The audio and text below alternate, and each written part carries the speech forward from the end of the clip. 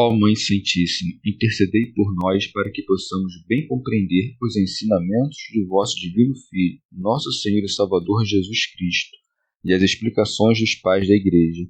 Ó Virgem Imaculada, ofereço-vos este trabalho e peço que abençoais aqueles que o ouvirem, e que seja para a maior honra e glória de Deus. Amém. Senhor onipotente, purificai o meu coração e os meus lábios. Vós, que purificastes os lábios do profeta Isaías com carvão em brasa, e dignai-vos, por tal modo, purificar-me com a vossa misericórdia, para que possa dignamente anunciar o vosso santo Evangelho. Por Jesus Cristo nosso Senhor. Amém. Senhor, abençoai-me.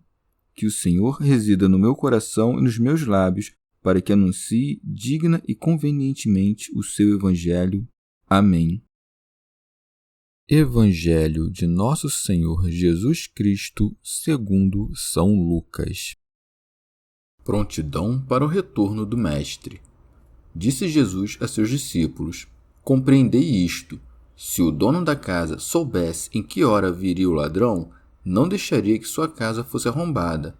Vós também estai preparados, porque o Filho do Homem virá numa hora que não pensais. Então Pedro disse: Senhor, é para nós que estás contando esta parábola ou para todos? O Senhor respondeu: Qual é então o administrador fiel e prudente que o Senhor constituirá sobre o seu pessoal para dar em tempo oportuno a ração de trigo? Feliz é aquele servo que o Senhor, ao chegar, encontrar assim ocupado. Verdadeiramente eu vos digo, ele o constituirá sobre todos os seus bens. Se aquele servo, porém, disser em seu coração: O meu senhor tarda a vir, e começar a espancar servos e servas, a comer, a beber e a se embriagar, o senhor daquele servo virá em dia imprevisto e em hora ignorada. Ele o partirá ao meio e lhe imporá a sorte dos infiéis. Aquele servo que conheceu a vontade de seu senhor, mas não se preparou e não agiu conforme sua vontade, será açoitado muitas vezes. Todavia, aquele que não a conheceu e tiver feito coisas dignas de chicotadas, será açoitado poucas vezes. Aquele a quem se deu muito, muito será pedido, e a quem muito se houver confiado, mais será reclamado. Comentários dos Pais da Igreja. São Gregório Magno. Para sacudir a preguiça da nossa mente, o Senhor nos mostra, por parábola, também os prejuízos exteriores, pois acrescenta: Compreendei isto. Se o dono da casa soubesse em que hora viria o ladrão, não deixaria que sua casa fosse arrombada. Teofilacto Diócrida. Alguns querem ver neste ladrão o diabo, na casa a alma, no pai de família o homem. Mas esta explicação não parece estar em harmonia com o que segue, pois a vinda do Senhor é comparada a este ladrão, já que chega de imprevisto. Isso está em conformidade com o dito do apóstolo: O dia do Senhor virá como um ladrão durante a noite. Daí que a esta parte se acrescente: Vós também estai preparados, porque o Filho do Homem virá numa hora que não pensais. São Gregório Magno. Ou ainda, o ladrão arromba a casa sem que o pai de família o perceba, porque, enquanto o espírito dorme esquecido da sua sentinela, a morte, vindo de improviso, arromba a morada da nossa carne. Ora, ele teria resistido ao ladrão se estivesse desperto, porque, se tivesse se precavido da vinda do juiz, a teria prevenido pela penitência e não morreria impenitente. Quanto à hora derradeira, o Senhor quis mantê-la desconhecida a nós, para que, não a podendo prever, nos preparássemos continuamente para a sua vinda. Teofilacto Diócrida. Pedro, a quem já fora confiada a Igreja, pergunta, como se já estivesse incumbido do cuidado de todos, se o Senhor dirigira a parábola a todos. Daí que esteja dito. Então Pedro disse: Senhor, é para nós que estás contando essa parábola ou para todos? São Beda. Na parábola anterior, o Senhor dera duas advertências. que haveria de vir de improviso e que os homens o deveriam esperar preparados. Porém, quando Pedro pergunta: é para nós que estás contando essa parábola ou para todos? Não está bem claro a qual das advertências a pergunta se aplica ou se a ambas, nem com quais pessoas se comparou a si e seus companheiros ao dizer todos. Pois bem, ao dizer nós e todos, é de crer que se refere ou aos apóstolos, aos semelhantes aos apóstolos e aos demais fiéis, ou aos cristãos e infiéis, ou aos que, morrendo um a um, recebem da boa ou má vontade a vinda do seu juiz, e aqueles que, no juízo universal, hão de ser encontrados vivos na carne. Ora, seria estranho que Pedro tivesse estado em dúvida se é dever de todos os que aguardam a esperança bem-aventurada viver com sobriedade, piedade e justiça, ou se o juiz particular e universal virá realmente sem aviso. Resta, portanto, que, compreendidas bem essas duas advertências, Pedro tenha perguntado o que não tinha como saber, isto é, se aqueles sublimes preceitos da vida celestial, com os quais Nosso Senhor mandara vender suas posses, fazer bolsas que não envelhecem e vigiar com rins cingidos e lâmpadas acesas, diziam respeito só aos apóstolos e seus semelhantes ou a todos que devem ser salvos. São Cirilo. Aos que possuem a mente forte, convém as partes mais árduas e elevadas dos santos mandamentos. Aos que ainda não alcançaram esta virtude, convém as sem dificuldade. Daí que o Senhor use de um exemplo claríssimo, mostrando que o mandamento anterior convinha àqueles que foram admitidos no grau de discípulos, pois segue: qual é então o administrador fiel? Santo Ambrósio. Ou ainda, os preceitos anteriores são gerais e dirigidos a todos, mas a série seguinte parece destinada aos administradores, isto é, aos sacerdotes. Daí que siga: o Senhor respondeu: qual é então o administrador fiel e prudente que o Senhor constituirá sobre o seu pessoal para dar em tempo oportuno a ração de trigo? Teofilacto Diótrida. É como se dissesse: a parábola precedente é dirigida em comum a todos os fiéis. Agora ouvi o que convém a vós, apóstolos e doutores. Pergunto: quem será o administrador que contenha em si fidelidade e prudência? Pois, assim como na distribuição dos bens, quer o servo seja fiel a seu senhor, mas incauto, quer seja prudente, porém infiel, os bens do Senhor se perderão. Do mesmo modo, nas coisas divinas, é necessária tanto a fidelidade quanto a prudência.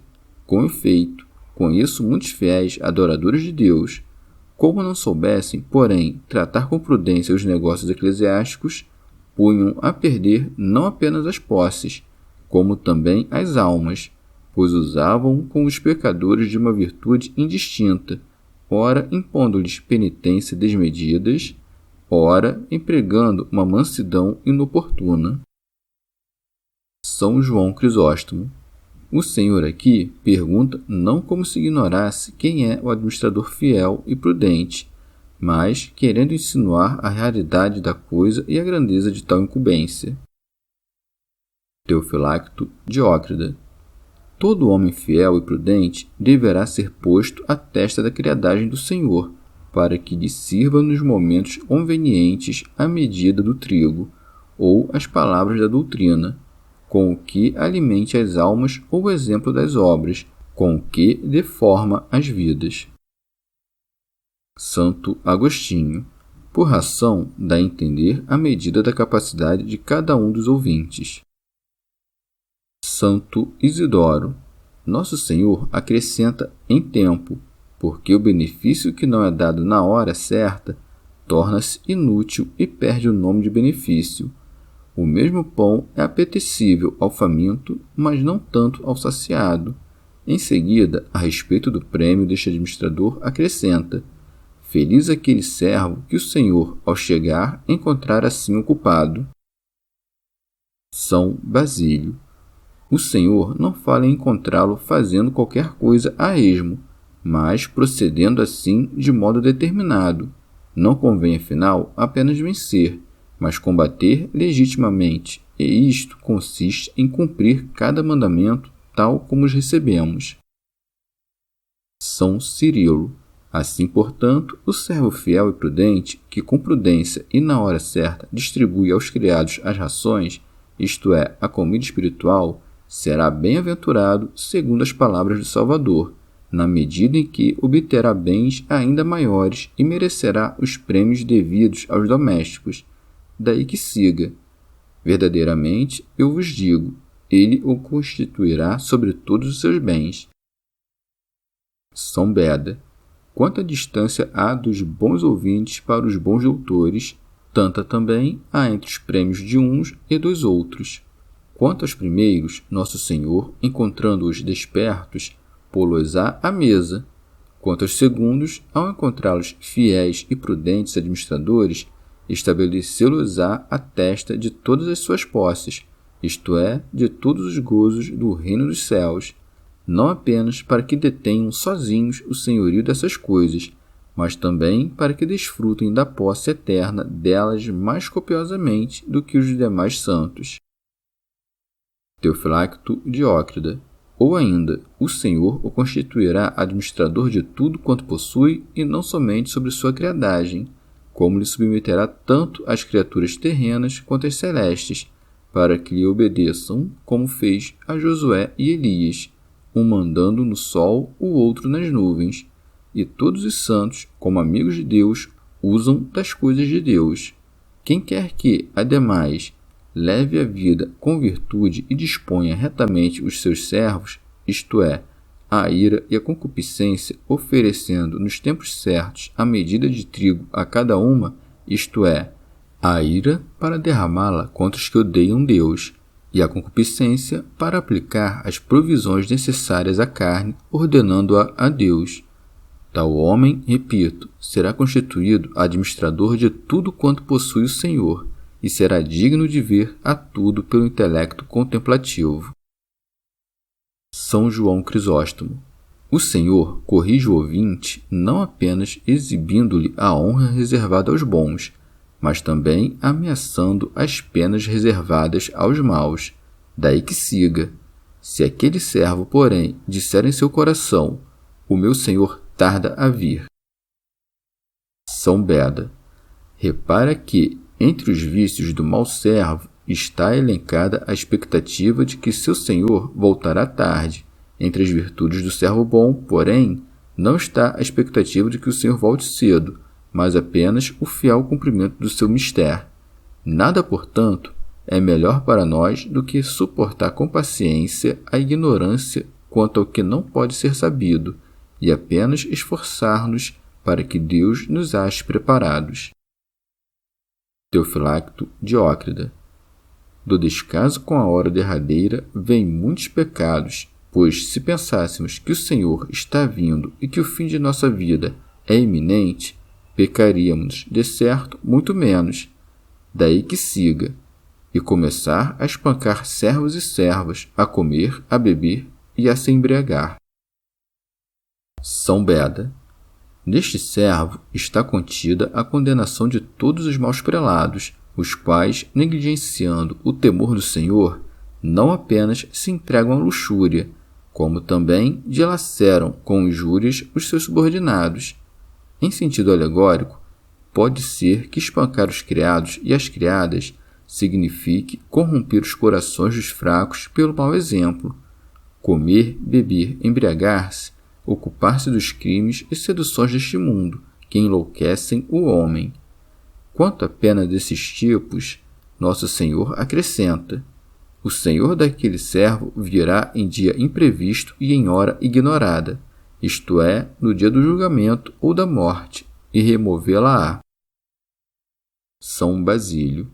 Não é o corpo que será dividido, para que uma parte seja submetida a torturas, outra dispensada, pois seria fantasioso e impróprio de um justo julgamento que, tendo pecado a totalidade, apenas metade sofra pena. Tampouco a alma pode ser cortada ao meio, possuindo ela inteira uma consciência criminosa e cooperando com o corpo nos males. Não, a divisão que ela sofrerá consiste na sua perpétua separação do Espírito. Pois, ainda que neste tempo a graça do Espírito não seja com os indignos dela, ela parece, ainda assim, assisti-los, esperando que venham a se converter à salvação. No tempo futuro, porém, será completamente mutilada da alma. Logo, o Espírito Santo é tanto a condecoração dos justos quanto a primeira condenação dos pecadores, porque os indignos o perderão. São Beda. Ou ainda, removê-la-á, separando-o da comunidade dos fiéis e associando-o aos que nunca pertenceram à fé, daí que siga, e lhe imporá a sorte dos infiéis, porque quem não tem cuidado dos seus e dos da sua casa, negou a fé e é pior do que o infiel, como diz o apóstolo. Teofilacto Diócrida. Com razão, o administrador infiel será posto à parte com os infiéis, porque não tinha a verdadeira fé.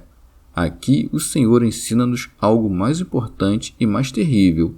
Não apenas o administrador infiel será privado da graça que recebera, de modo que nada o ajudará a evitar os suplícios, mas a imensidão da sua dignidade se tornará para ele uma causa maior de condenação. Daí que esteja dito: aquele servo que conheceu a verdade de seu Senhor, mas não se preparou e não agiu conforme sua vontade, será açoitado muitas vezes. São João Crisóstomo. Nem tudo, afinal, é julgado com o mesmo peso para todos, mas o conhecimento maior é a causa de maior punição. Por isso, o sacerdote que cometer os mesmos pecados que o povo sofrerá penas mais pesadas. São Cirilo. O homem inteligente que tem inclinado sua vontade a vícios mais torpes cometeu um pecado indesculpável, desviando-se como que por malícia da vontade do Senhor. O homem grosseiro, com mais razoabilidade, implorará perdão do vingador, daí que siga. Todavia, aquele que não a conheceu e tiver feito coisas dignas de chicotadas, será açoitado poucas vezes. Teofilacto Diócrida. Neste ponto, objetarão alguns. Com razão é punido o que, conhecendo a vontade do Senhor, não a cumpre. Mas por que é punido o ignorante? Porque, quando pôde saber, não quis, por preguiça, causou sua própria ignorância. São Basílio. Mas Gerais, se este sofrerá muitos açoites, aquele poucos, como dizem alguns que não há fim nos suplícios? Ora, deve-se saber que isto não indica o número de penas, mas o tipo delas. Alguém, por exemplo, pode ser digno de uma chama inextinguível mais fraca ou mais intensa, e de um verme imorredouro que torture com mais suavidade ou mais força. Teofilacto Diócrida. Nosso Senhor mostra em seguida por que os doutores e os instruídos merecem penas mais pesadas, dizendo: aquele a quem muito se deu, muito será pedido, e a quem muito se houver confiado, mais será reclamado. Ora, Deus dá aos doutores a graça de fazer milagres, mas o que lhes confia é a graça da palavra e do ensinamento. Não diz que haverá de pedir maior conta do que deu, mais do que confiou ou depositou, pois a graça da palavra precisa crescer e será cobrada com juros do doutor. Convém, afinal, que ele não passe a vida na preguiça, mas aumente o talento da palavra. São Beda. Ou ainda, às vezes, se dá muito a algumas pessoas privadas, que também são investidas do conhecimento da vontade do Senhor e da faculdade de cumprir o que conhecem. Muito, porém, se confia àquele a quem, junto com a própria salvação, é encomendado também o cuidado de apacentar o rebanho. Os dotados de maior graça, portanto, caso cometam uma falta, serão alvo de maior vingança. A punição mais suave de todas, por outro lado, será daqueles que, ao pecado original, que carregam de nascença, não acrescentaram nenhum. Nos outros, que acrescentaram pecados próprios, tanto mais tolerável será a condenação, quanto menor for a sua iniquidade. Chegamos ao fim de mais um dia de comentários da Catena Áurea. Muito obrigado por ficarem até aqui, que Nossa Senhora derrame suas graças sobre nós e até amanhã.